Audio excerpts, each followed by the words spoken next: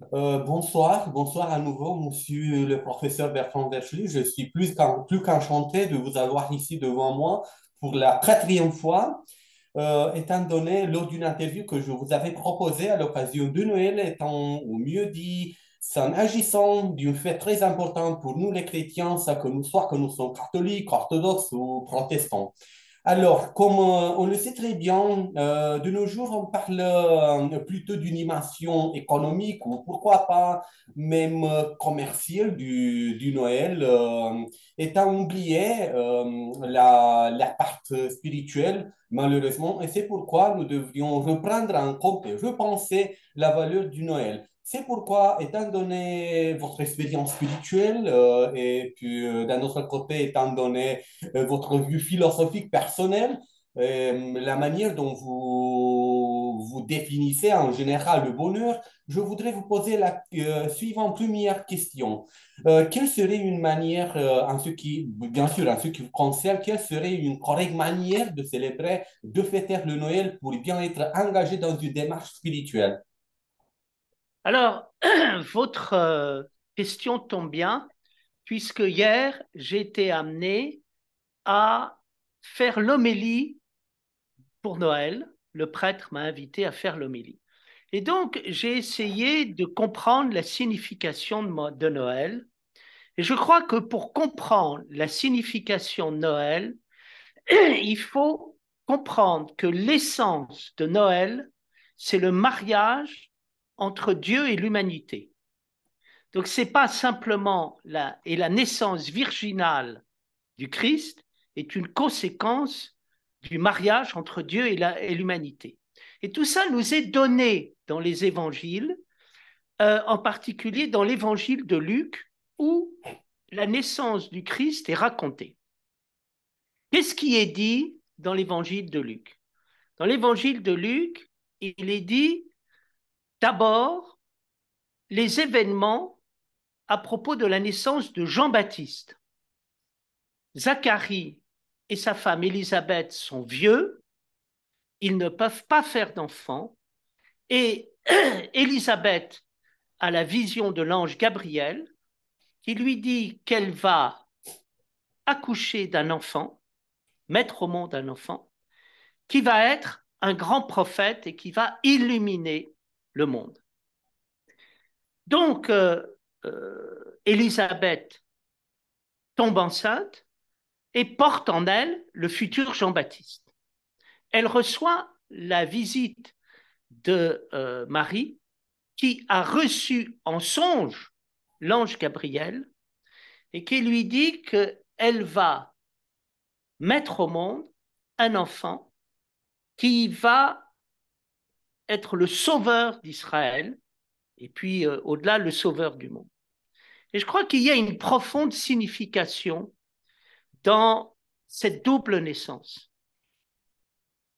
Jean-Baptiste est le dernier des prophètes et il rappelle la naissance d'Isaac avec Abraham et Sarah. Abraham et Sarah sont vieux et un ange vient leur annoncer qu'ils vont avoir un enfant. Je crois qu'il y a une signification profonde qui consiste à dire, pour faire naître un prophète, il n'est jamais trop tard. Avec la naissance du Christ, c'est tout à fait différent, puisque Marie n'est pas vieille, elle est jeune et elle est vierge. Et donc, quelle est la signification? La signification, c'est de dire, pour sauver le monde, il n'est jamais trop tôt. Et on ne va pas attendre, on va pas attendre le mariage, on ne va pas attendre la noce. Le mariage avec le ciel précède le mariage terrestre. Et c'est ça que ça signifie. Quand Marie met au monde, elle n'est pas vraiment vierge, elle met au monde sur un plan céleste. Vous comprenez? Donc, elle serait, quand on parle de la Vierge Marie, c'est comme si, au fond, le ciel n'existait pas et c'était simplement la virginité. C'est pas ça qui est dit. ce qui est dit, c'est qu'elle est mariée à l'Esprit Saint et qu'elle va concevoir un enfant de l'Esprit Saint. Pourquoi? Alors là, on est dans le mariage avec Dieu, c'est le mariage ontologique qui précède le mariage terrestre. Et le salut ontologique précède le salut terrestre. Et donc, il faut partir du ciel. Et il faut comprendre cette fête extraordinaire qu'est Noël, à savoir que Dieu et l'humanité sont liés, l'humanité et Dieu sont liés, et ce qui est dit à Noël, c'est ce lien. C'est-à-dire que l'humanité est mariée avec Dieu euh, et il n'est jamais trop tôt pour pouvoir sauver le monde et se marier avec l'humanité. Donc, c'est une fête extraordinaire. Nous avons perdu le sens de cette fête parce qu'on est focalisé sur la naissance et la virginité. Et on voit là un tour de magie en disant c'est pas possible, une vierge ne peut pas naître, ne peut pas mettre un enfant au monde. Attention, Marie met un enfant au monde à partir de l'esprit. Et c'est dans un mariage ontologique avec Dieu que l'apparition du Christ se fait. Et donc, nous avons là des choses extraordinaires qui nous disent il y a des choses qui viennent de l'esprit et que l'esprit fait apparaître. Nous, dans notre monde, nous apercevons qu'en permanence, les œuvres d'art les plus extraordinaires viennent de l'esprit et qu'à un moment, un certain nombre de créations viennent de l'esprit. Pour nous, au niveau moral, la liberté, la justice, la vérité viennent de l'esprit. Eh bien, je crois que ce qui est montré ici, c'est une naissance de l'esprit qui va encore plus loin. Et donc, dans la naissance du Christ, nous avons affaire à un passage extraordinaire. Jean-Baptiste est le dernier des prophètes et le Christ va au-delà des prophètes dans le salut pour nous amener à une relation avec Dieu encore plus belle, encore plus profonde, encore plus spirituelle. Donc Noël est une fête extraordinaire. Vous voyez, c'est ça qui m'apparaît et que j'ai compris à cette occasion. Oui, c'est une compréhension très positive, comme bien sûr, comme je l'aurais attendu, parce que je sais très bien quelle est votre voix, et c'est pourquoi moi, personnellement, je tiens beaucoup à vous entendre de plus en plus, parce qu'il faut néanmoins que nous ayons à disposition une voix comme la vôtre, Oui, surtout du point de vue philosophique et pourquoi pas, voire théologique. D'un autre côté, j'ai toujours aimé dire que la naissance de Jésus signifie, ou peut-être était la plus grande joie que l'humanité en son histoire a jusqu'à maintenant reçue. Bien sûr, une joie parfois oubliée, une joie à laquelle l'humanité en général a renoncé en quittant peut-être en quittant l'histoire de l'innocence pour bien choisir d'autres valeurs, les valeurs de l'agressivité et aussi les valeurs du pragmatisme social. Et c'est pourquoi de nos jours, on ne peut plus parler d'une, si je peux dire ainsi, d'une responsabilité spirituelle. Et c'est pourquoi je voudrais vous demander comment devrions-nous, en tant que chrétiens, redéfinir notre statut, peut-être notre rôle de chrétien dans ce monde pour bien revenir à nos racines et à nos origines qui se cachent à nous-mêmes.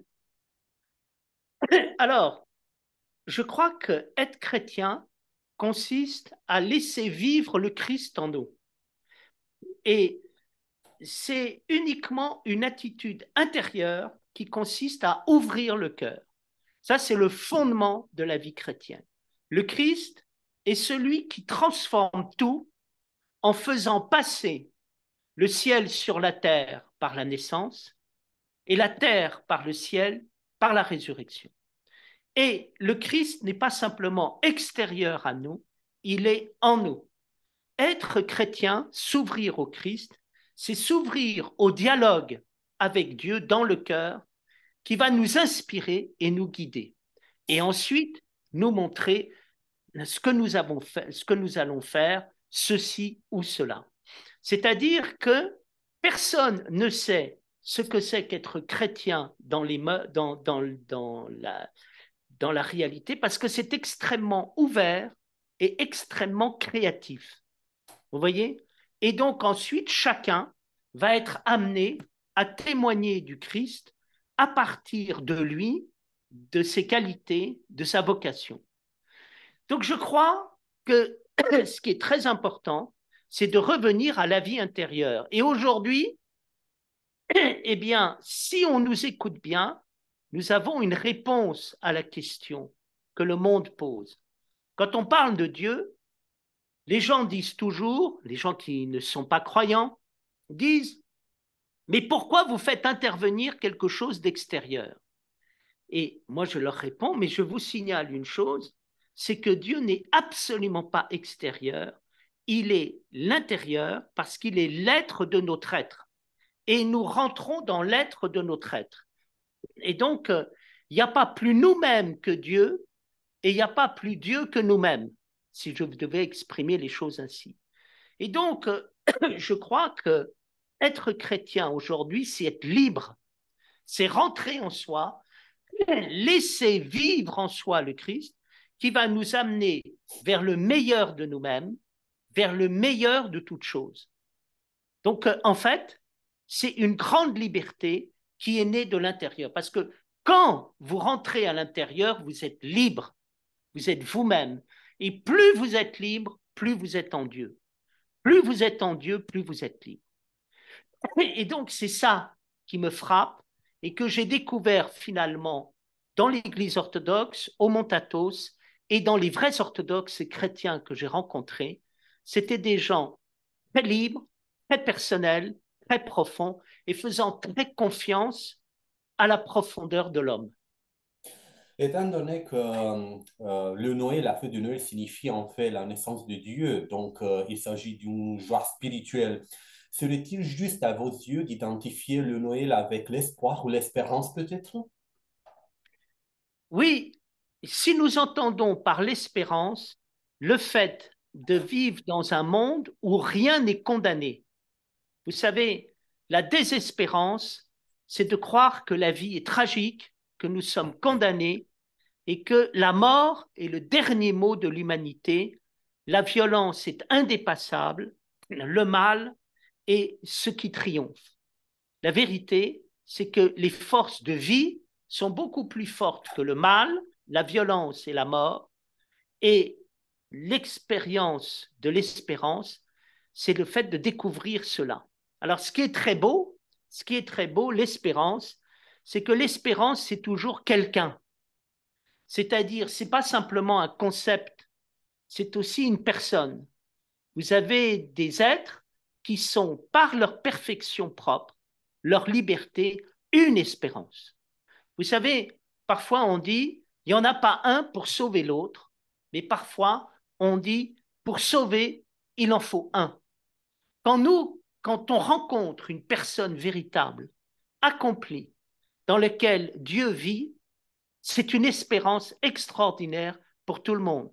On se dit, ah, alors, s'il y a un être qui est capable de porter en lui une telle lumière, ça veut dire qu'on peut aller au-delà de la violence. Et ça veut dire qu'on sent qu'il y a quelque chose par là même qui est plus fort que la mort et plus fort que le mal. Vous voyez? Et donc là se trouve l'espérance. Et je crois que c'est ce qui se passait quand les hommes avaient contact avec le Christ. Rien que le fait de le voir donnait une immense espérance. Et le contact avec les saints, par exemple Saint Séraphin de Sarov, produisait la même impression.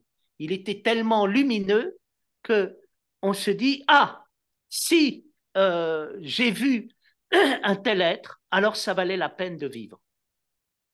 Et ça, l'espérance. Vous voyez? Donc, l'espérance, c'est tout d'un coup ce qui nous montre que finalement, on ne vit pas pour rien, parce que des belles choses qui arrivent nous montrent que c'est pas inutile de vivre. Quelle serait votre perception philosophique en ce qui concerne le changement intérieur de l'homme lors de la naissance de Dieu? Pourrions-nous en parler d'une telle chose, c'est-à-dire une résurrection antérieure? Je vous pose cette question parce qu'il y a d'autres théologiens, et voire des théologiens orthodoxes, parmi lesquels Madame la professeure Emanuela Fogliarini d'Italie, qui identifie, ou mieux dit, fait cette identification de Noël avec ce qu'elle appelle les petites Pâques. Seriez-vous d'accord d'une telle définition? Avec Les petites Pâques, c'est-à-dire une petite résurrection à l'occasion des Pâques, c'est-à-dire la résurrection du Seigneur, de Jésus, à l'occasion de la naissance de Dieu. Donc, serait-il correct, serait-il juste de parler d'un certain changement antérieur, c'est-à-dire d'une certaine résurrection de l'esprit de l'homme lors de la naissance de Dieu, à l'occasion de Noël, serait-il juste, serait-il correct de parler d'une telle chose? Mais tout à fait. Alors, je pense qu'il y a la perception philosophique et puis il y a ce que dit cette dame.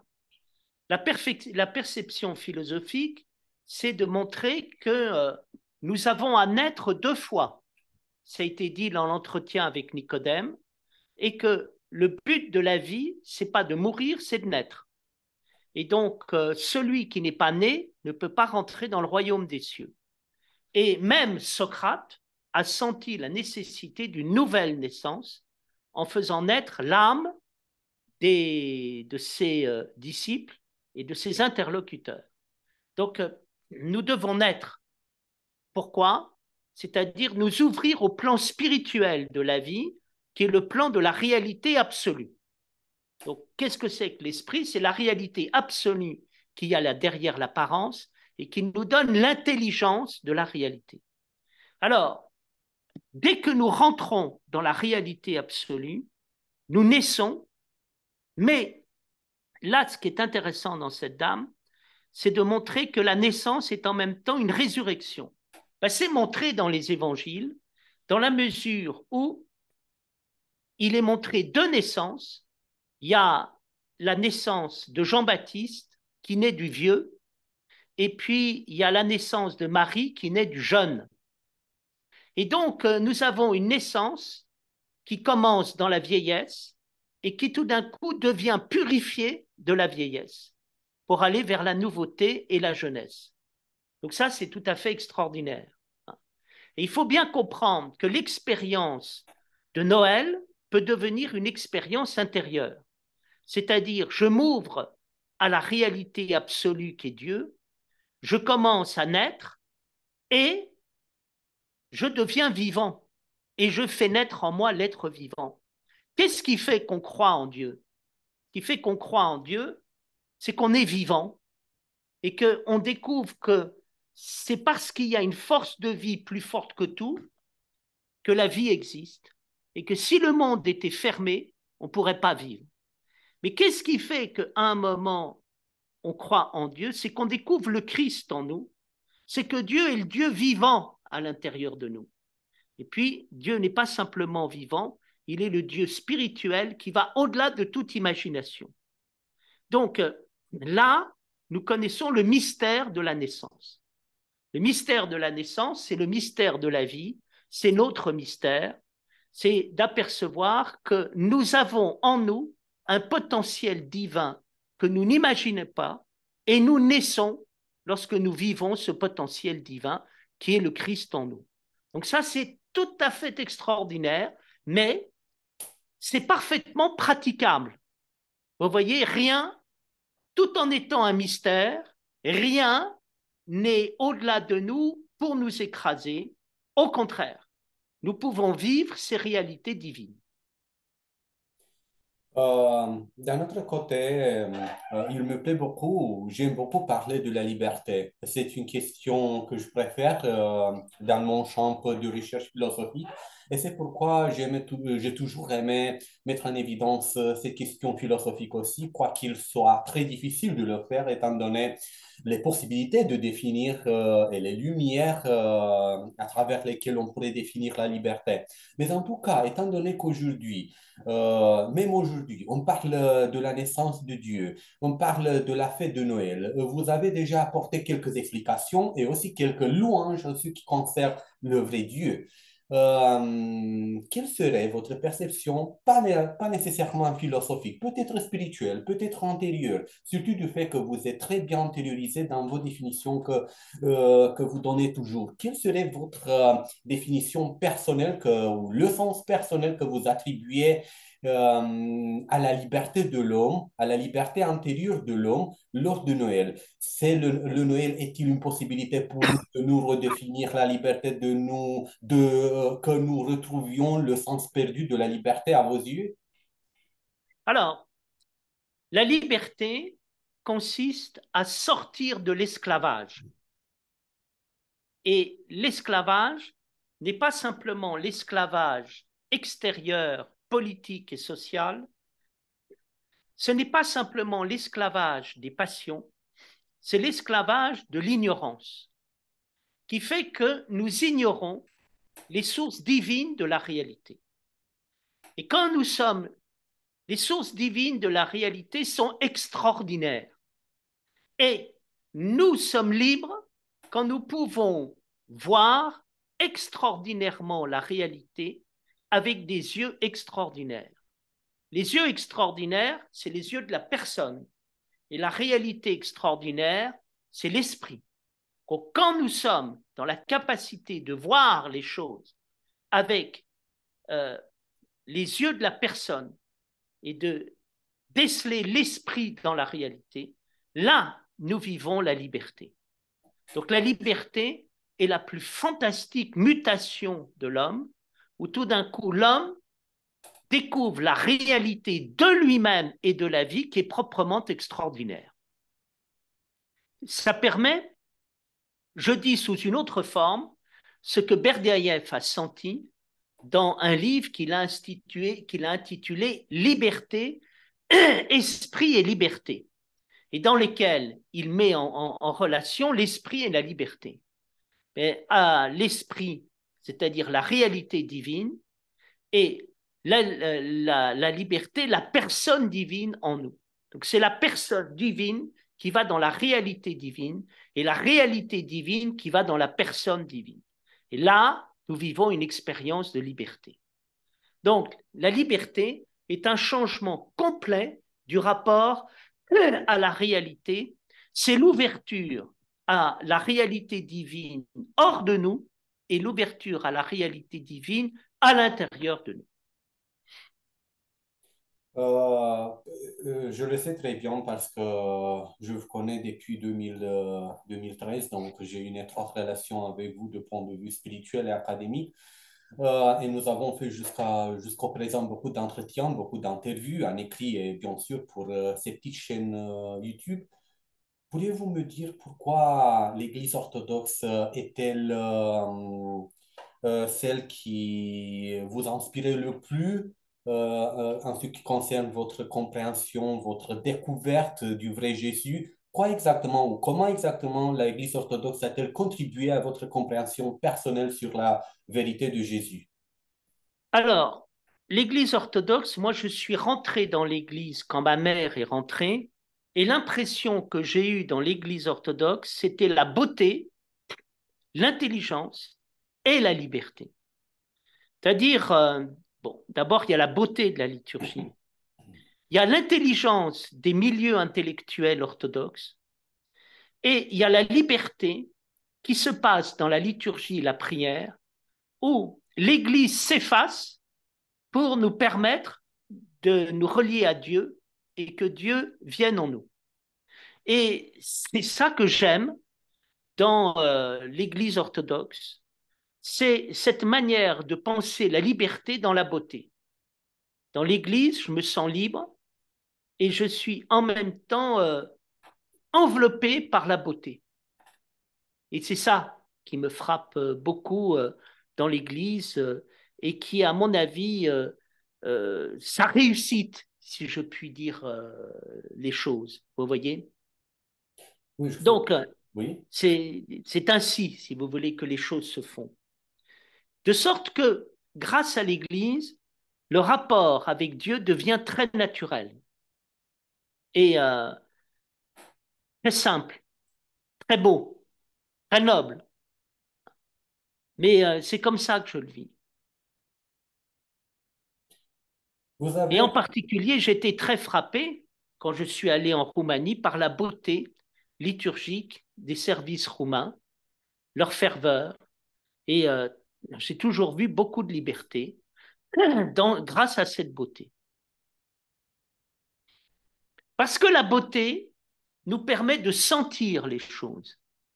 Et par là même, ça donne un contact avec Dieu qui n'est pas un simple contact intellectuel ou moral, mais au sens noble du terme, qui est un contact esthétique, personnel, charnel, vivant.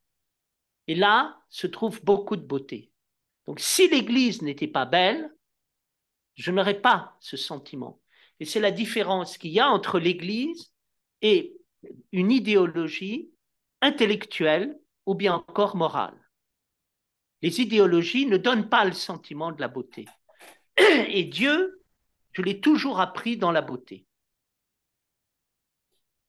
Vous avez parlé sur beaucoup de choses très intéressantes et très belles en fait, comme vous venez de le faire maintenant, c'est-à-dire de définir la découverte de Dieu dans la beauté, et pas dans une idéologie morale ou quoi qu'elle ce soit. Et c'est pourquoi Oui, je vous serais très gré si vous pouviez m'expliquer un peu plus, peut-être ces petites idées de mariage.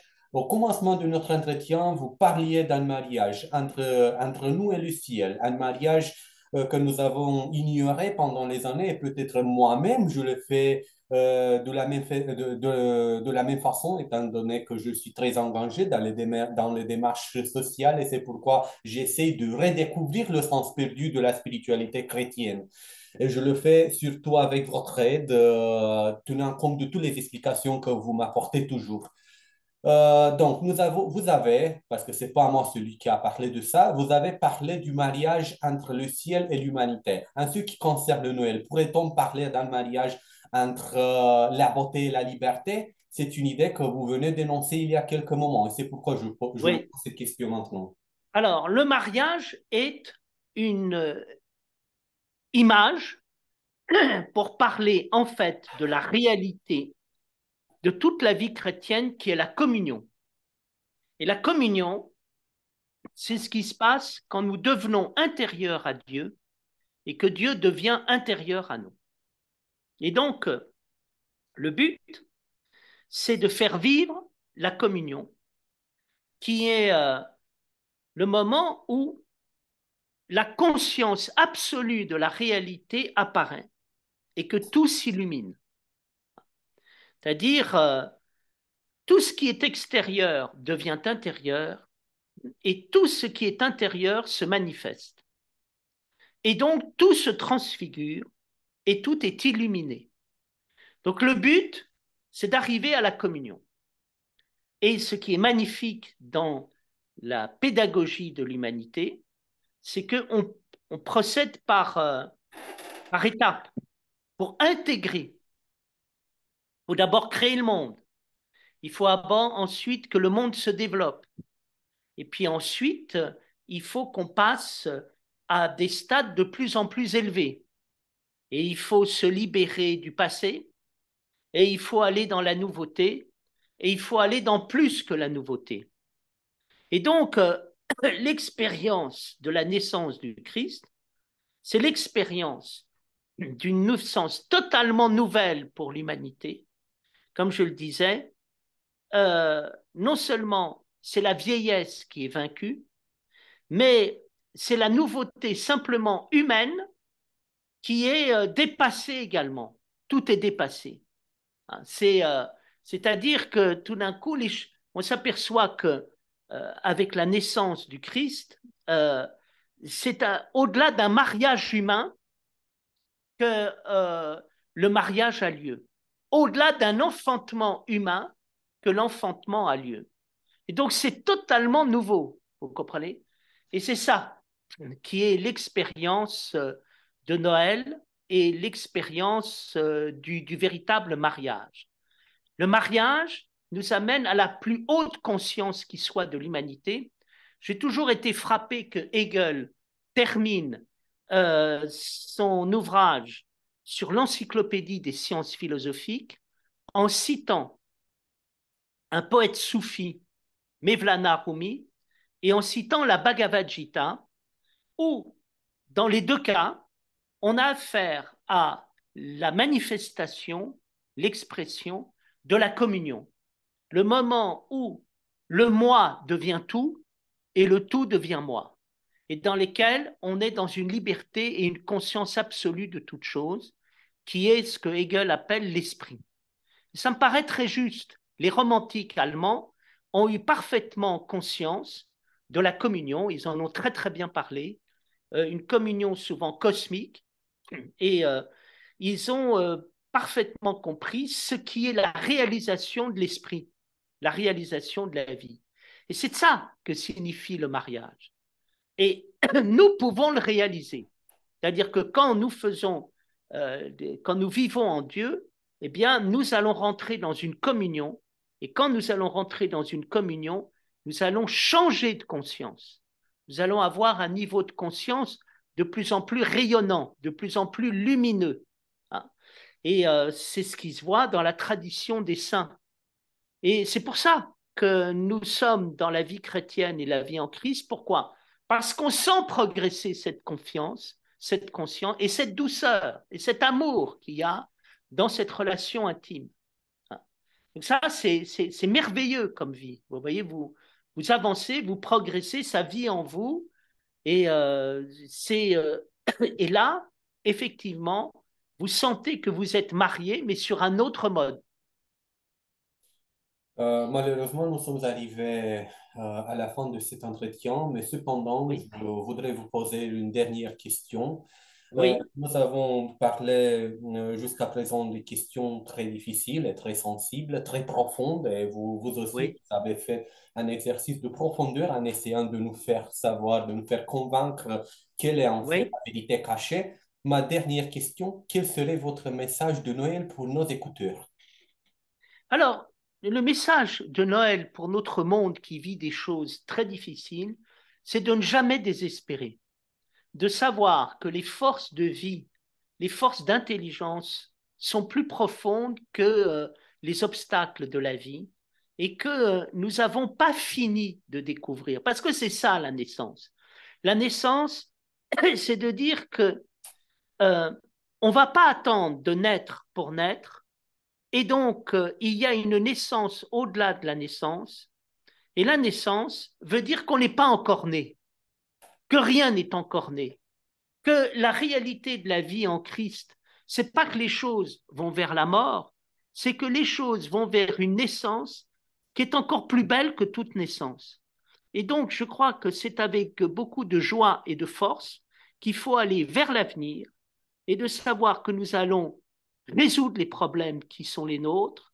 La guerre en Ukraine va se terminer, qu'à un moment, les haines et les séparations vont se terminer, les pouvoirs politiques qui oppriment vont disparaître et on va vivre autrement et être plus fort que tout ça. Donc je crois qu'il faut aller vers l'avenir avec confiance et une confiance absolue en Dieu dans sa capacité de nous libérer et de nous sortir, je dirais, de toutes les impasses et surtout de la mort. Parce que nous sommes souvent dévorés par la mort et une vision tragique, pessimiste et désespérée. Il faut absolument sortir de cette là. Or, c'est possible. Dès que nous vivons en Dieu, immédiatement, nous sommes apaisés et même au milieu des tempêtes, on peut rester dans le calme et la paix. Donc, ne jamais désespérer. C'est justement ce que nous avions besoin d'entendre, au moins moi personnellement. Je vous remercie pour ça, je vous remercie de votre patience. Comme je vous l'avais mille fois dit, je vous le dis encore une fois, je vous considère pas seulement un maître spirituel pour moi, mais un ami très proche de moi. Encore une fois, je vous remercie pour tout, pour votre patience et pour votre calme, pour le calme avec lequel vous donnez toutes ces explications. Je vous souhaite un très bon Noël en continuant, à vous et à tous vos chers, et j'espère que nous nous retrouverons très bientôt. Alors, c'est moi qui vous remercie. Effectivement, j'ai beaucoup d'amitié pour vous. Je serai très heureux de venir vous rencontrer en Roumanie. Et chaque interview avec vous est pour moi une joie. Et je me réjouissais à l'avance de vous voir. Et je suis réjoui et je remercie Dieu du bel entretien qu'on a eu grâce à vous. Je vous remercie beaucoup. Bon Merci, Noël, à bientôt. à Bonne bientôt, fête. bonne fête, au Au revoir. revoir. Au revoir. Merci beaucoup. Merci.